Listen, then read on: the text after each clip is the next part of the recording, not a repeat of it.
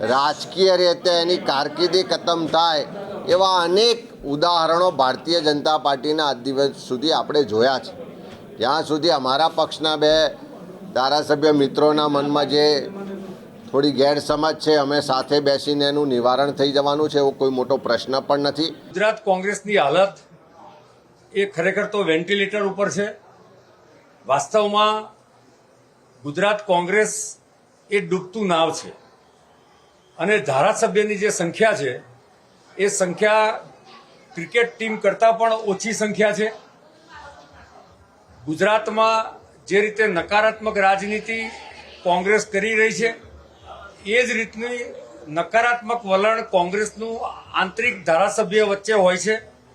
આ અમારું એક રાજનીતિક ઓબ્ઝર્વેશન છે, પરંતુ કોંગ્રેસના બંને ધારાસભ્યોની વચ્ચેનો વિવાદ એ કોંગ્રેસનો આંતરિક મુદ્દો છે અને વાસ્તવમાં આ ધારાસભ્યો પ્રજાની ચિંતા કરતા નથી, રાષ્ટ્રના વિષયની કોઈ ચિંતા કરતા નથી, પરંતુ અંદર અંદર એવું લાગે છે કે એક અહમની લડાઈ અને કોંગ્રેસની મૂળભૂત માનસિકતા જાતિવાદી વિભાજન ગુજરાતની પ્રજાનું કરવું, આ માનસિકતાના આધારે જે કામ કરી રહી છે એ માનસિકતા કદાચ સાર્વજનિક રીતે અંદરો અંદર ઉજાગર થતી હોય એવું લાગે છે।